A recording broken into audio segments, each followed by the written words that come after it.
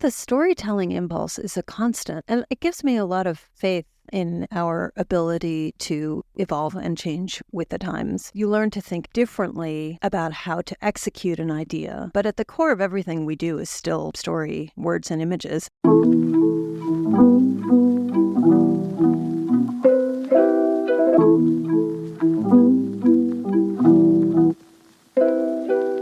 Rodica Jones was named editor-in-chief of Vanity Fair in November of 2017, the fifth editor in the magazine's storied history. Her hiring was met with some surprise and more than a little skepticism. The Guardian called her bookish, as if that's an insult. She arrived at Vanity Fair from a path that included stints at the New York Times, where she was the editorial director of the book section, and Time magazine, where she managed the Time 100, as well as the Paris Review, Art Forum, Book Forum, and Grand Street. But now, more than 6 years later, Rodica Jones sits at the center of a massive media ecosystem that encompasses digital, social, print, video, and experiential platforms. The magazine has been called the curator of American culture and sits under the flagship of Condé Nast. The good news is the numbers, including print, are not just good, they're up across all platforms. We caught up with Rodica Jones after she had put Vanity Fair's flagship Hollywood issue to bed, but before the whirlwind of events that culminates in the very famous party the magazine hosts once the Oscars are done. The Hollywood issue is out today. My name is Arjun Basu, and this is The Full Bleed. I guess this is the calm after the storm and before the storm, in a way. Is there ever a calm? I don't know. Yeah, it's a busy time of year for us at Vanity Fair. We have closed our print Hollywood issue, and we will launch everything digitally this week, which is a lot of fun and a lot of work to get all of that material ready to be seen on social, through video, on the site, all of it. And we're also obviously in the run-up to the Oscar party, so it is indeed a very busy time. So is the Oscar party like a culmination? It is. It's a celebration of the movies in general, and it's also a celebration of the specific films being honored that night at the Academy Awards, those actors, those directors, writers. And so it's a really wonderful moment for us to be able to host and be a part of, because people have put in so much work, not just on the films, which obviously can take years to incubate and to shoot and then to release into the world and to promote. It's a celebration of all of that. And it's also the end of award season. So for those actors and producers, directors who've been out campaigning, wanting their films to get that recognition, it's a slog, and it goes through festival circuits and panel discussions and lunches and dinners and parties and all of it. And after the Oscars, it's all finished. And so people can come to our party and relax and let their hair down. And it's a lot of fun for that reason. It feels very cathartic. So you've been there now. This is what, your sixth Oscar party hosting? Mm-hmm. Yes, correct. With one exception, we didn't have a live party in 2021 because of COVID. But yes, it's my sixth because year. of COVID. How has the Hollywood issue, which is such a tentpole for the brand, how has it changed in the time that you've been there? How has it expanded or just morphed? Or It's a question that the answer, I think, dovetails with how the industry has moved and changed in that period of time and beforehand even.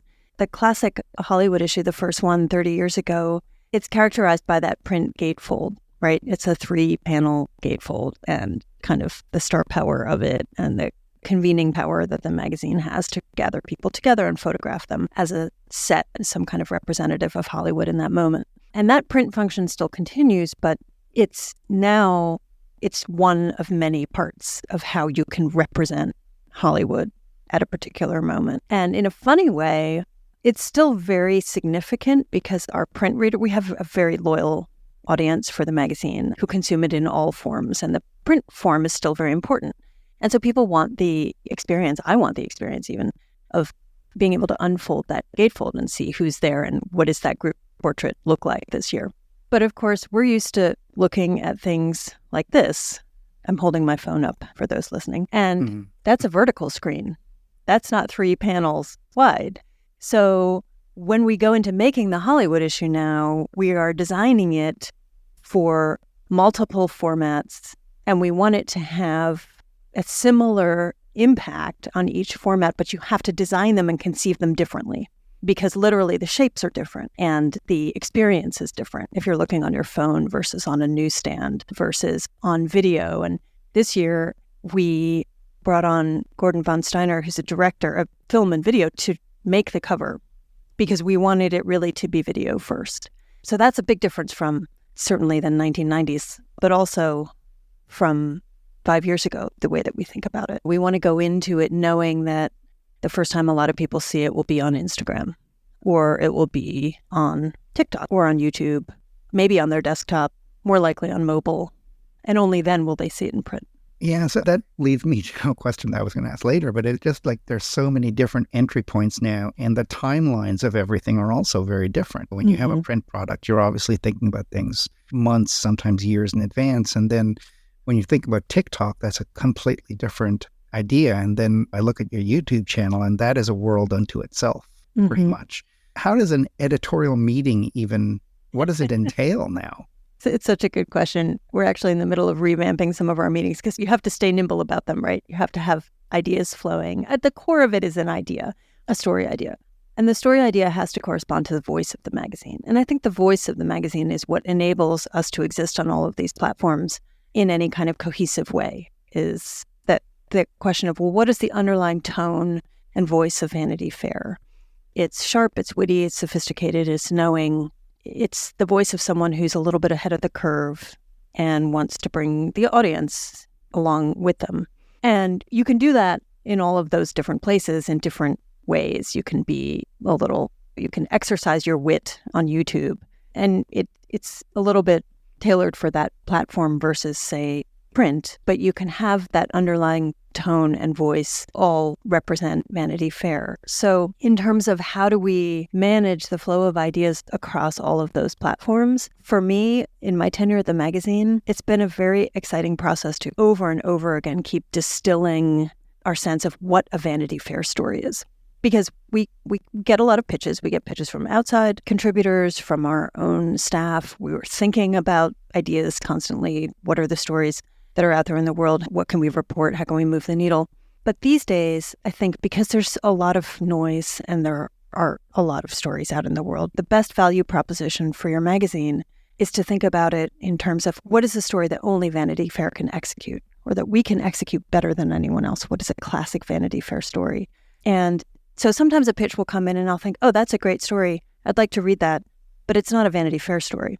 I hope it will find a home in some other magazine, but it's not a Vanity Fair story. And so we work very hard in all of the places where we exist to make sure that we're doing the things that we can do best, that we feel speak to our voice and our role in the culture, and together they create this kind of sense of what the magazine is. And I'll give you a little example. You mentioned YouTube, the world unto itself. We have this series called Lie Detector, which I'm very I just watched one this morning with Glover and Myers, and hilarious. Yeah, it's fun. And it's fun, it's funny, it's deadpan. It has a kind of Vanity Fair spirit to it. But one of the reasons that I love it is it has this whole other level, I think, in a world where, just think in the last decade, the function of the lie in our culture, the idea of truth, alternative facts, these are powerful tropes that we think and talk about in the body That's politic. a big topic, Radhika. In our culture at large. No, I know. And I'm saying you don't have to be thinking about that when you're watching Donald Glover and Myra Erskine have fun on Lie Detector. Yeah. But there's a kind of undercurrent, I think, of, oh, this is actually a big idea. It's a big idea that's being distilled by Vanity Fair in a humorous way that ties to a new TV show or a film or someone who has a great voice in the culture. But it also has layers. And so I like the idea that wherever we are, whatever platform we are, we're doing stories. They can feel slight. Sometimes they're for entertainment, and that's something to be proud of. I think we need to entertain people as part of our job. We also do investigative journalism. But we can do both of those things because at the core of it, we're trying to grapple with some of the big ideas that happen in our culture. And I think that's really important for a magazine to have that kind of North Star. What is a magazine now? The magazine and the brand, let's stick to Vanity Fair. It was obviously one and the same. It was the sun in the solar system, but now the brand is the sun, obviously. And the print magazine is like a planet. Or am I doing this wrong? I'm unpacking your metaphor to see how far it will go. Do the planets have moons? I don't know. How complicated They do. is our And, solar system? and is the print magazine Jupiter or is it Earth or is it Neptune? I do. I think that it's, if we're going to go along with your space metaphor here, A tortured metaphor, yeah. our little galaxy is always expanding, right? The larger media universe is always expanding, and our little solar system is expanding. And we have to think expansively about that. So I don't know. I don't worry so much about whether there's one bit that's primary. It's more just, are we doing the right thing in the right place at the right time? In essence, it's words and pictures. It's words and pictures, it's voices. Yes. And sometimes the pictures move, and sometimes the pictures are with words, and they're limited series with the Vanity Fair Studios logo, and they take our reporting and spin it out over 5 television episodes. Or sometimes the pictures and words are red carpet reporting from the premiere of Succession. But yes, that's the combination. We'll be right back.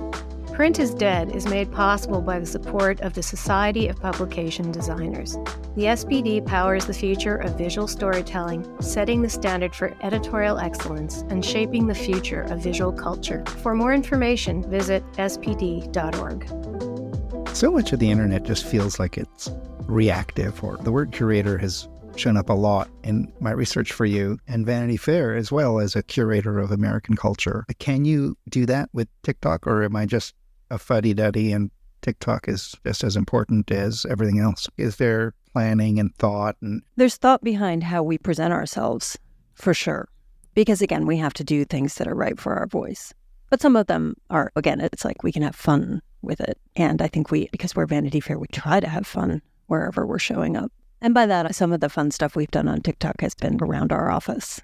Who was the worst boyfriend on Sex and the City?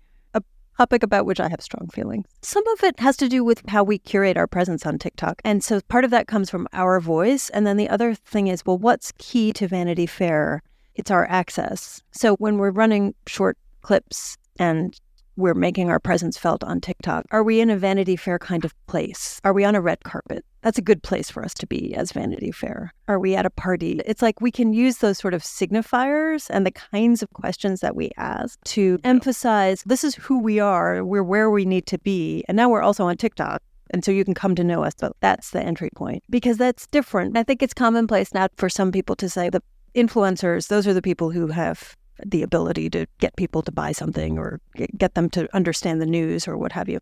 But they're sort of in their own universe, whereas we're able to create paths among people who have a certain institutional standing, whether that's a Hollywood star or a politician or a tech billionaire or whatever it is. Like, we have access to those people, and that's the thing that kind of sets us apart. So that's what I would say, but it's an interesting question. I think you want to have that kind of essence of what Vanity Fair is wherever we are. It has a lot to do with the people we're talking to. So if the question is, what do you mean by curate? Because that's a good question too. Yeah.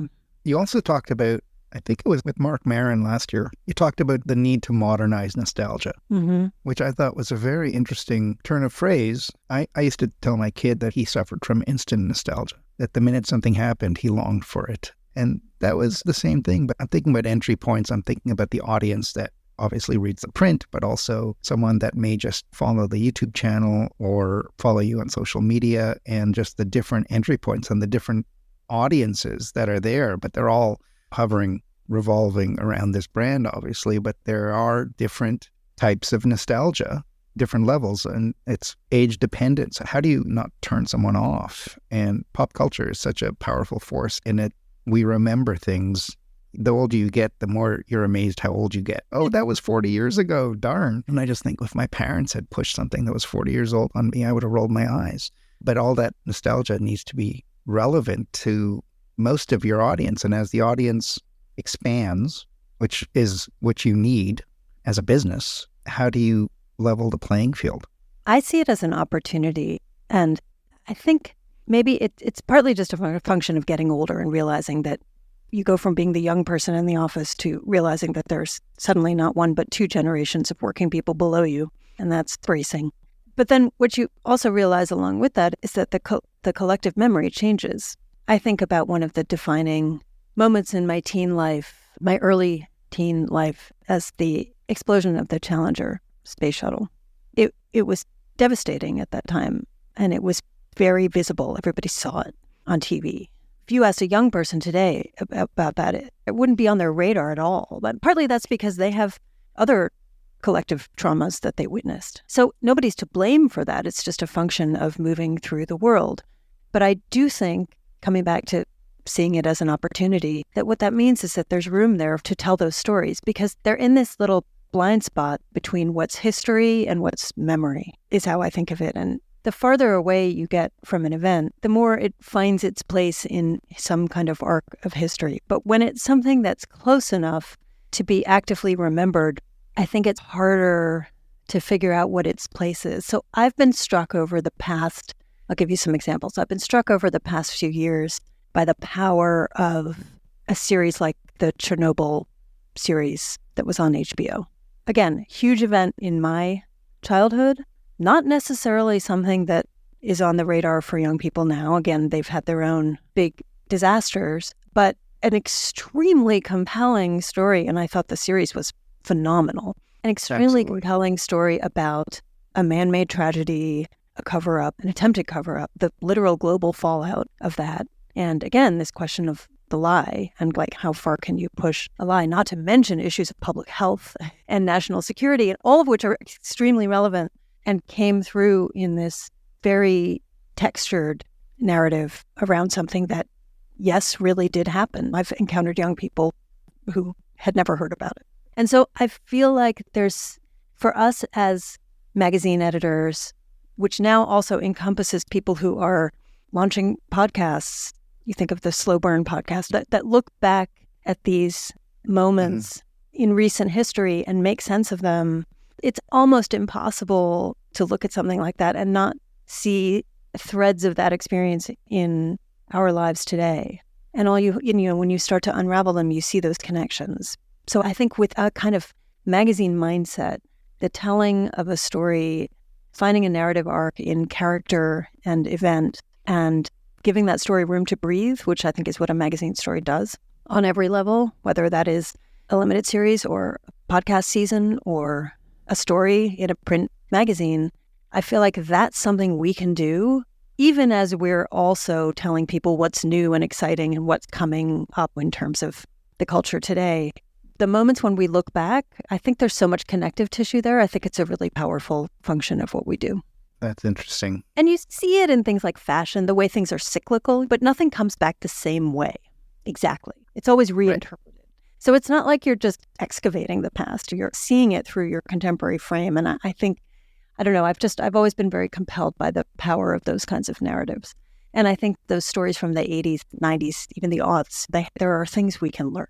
I was struck the other day, I live in Brooklyn, and I was walking along the promenade and I was looking at One World Trade Center, and I was struck that the Twin Towers have been gone almost as long as they were upright in the first place, which, this is one of those things that it just makes you think. To your point, you get older and you think about time in a different way. And I like to try to use those. I like to try to think about storytelling in that way too.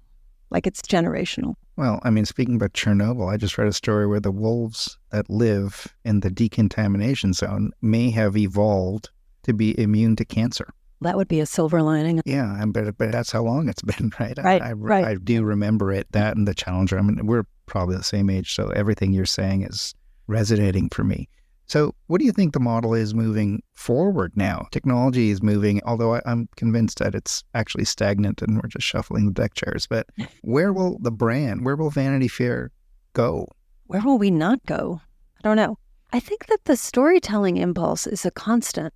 And that gives me a lot of faith in our ability to evolve and change with the times. You learn to think differently about how to execute an idea.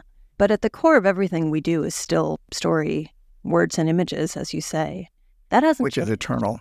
Which is eternal, as is audio. It's not the way we're doing it over the internet. But I'm very sanguine about that part of it because I think that the impulse to tell stories and to tell them in formats that allow them to breathe is pretty universal. I think it's very human, specifically human, not the product of artificial intelligence. I think humans crave it, and I think that the trappings of those stories can change, but I just don't think that they'll go away. And so I think that for those of us who are wedded to bringing those stories into existence, there are always going to be ways that we can do that. And specific to Vanity Fair, I think there's always has been and will be appetite for the kinds of stories that we do, which can be unabashedly complex. They are about systems of power and big personalities and scandal and the ways that we live, the ways we are entertained. You can take big swings at those topics, and that's what we try to do. Yeah, they do feel also permanent and eternal. So we can end with this question. What's on your radar now in terms of your own consumption? What are 3 things that are exciting you now? It could be media, any kind of media or magazines. I actually just read a book of short stories by Hilary Mantel. I had read the Wolf Hall trilogy and others of her novels. I didn't know she wrote short stories, and they're called Learning to Talk. They were absolutely exquisite, and it gave me so much faith in writerly style, literary style, as something that will always have a home with humans. And with reading short stories, it's akin to a magazine piece. It's like you can accomplish so much in a short frame if you are very intentional and specific about your language and your imagery. So that was lovely. It's funny, it's just been a while since I've read a book of short stories. So that was really nice. But I have been also thinking in the similar way, I've been thinking about smaller magazines. I got my start in the media world in New York City. I'd worked at a newspaper in Russia. And so that was a news environment in the mid-90s. And it was a very tumultuous time. And I got the news bug, kind of adrenaline rush that comes with a deadline and all of it.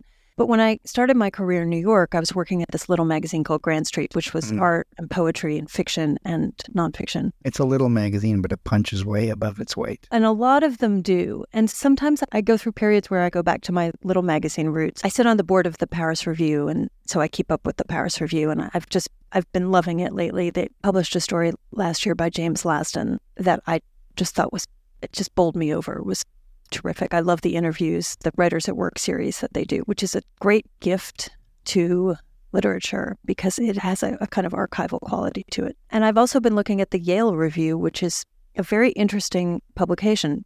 Again, punches above its weight. I think a lot about the ways that we talk now about how social media has diminished or cheapened our public discourse. And I think that it has in a lot of ways. But it would be a mistake to think that there are no places in which a true discursive, open-ended, open-minded thinking is happening. And I feel like it's happening at the Yale Review. I was intrigued by a lot of the essays that I encountered in it. And then I'm also very fond of a magazine called Racket, which was founded by an old friend I used to work with at Time Magazine. It's about tennis, but in the way that tennis is about everything. I love her project because it has that wonderful small magazine ability to focus, but there's a way to be expansive within that world.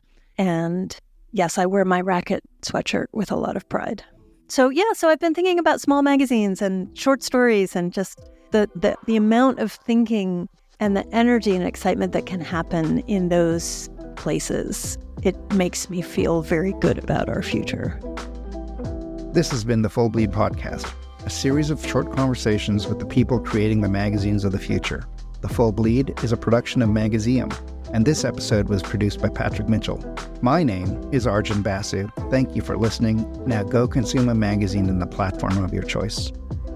The Full Bleed Podcast is a production of Magazium and Modus Operandi Design. For more information, visit our website at magazium.co, where you can read complete transcripts of all of our interviews, along with portfolios, archival photos, links, and other great information. And be sure to visit Entry Points, our new blog, all about the world of magazines. Follow us on social media at We Are Magazium or at Print is Dead Pod. And please give us a like and a review on your favorite podcast app. It really helps. Thanks very much for listening.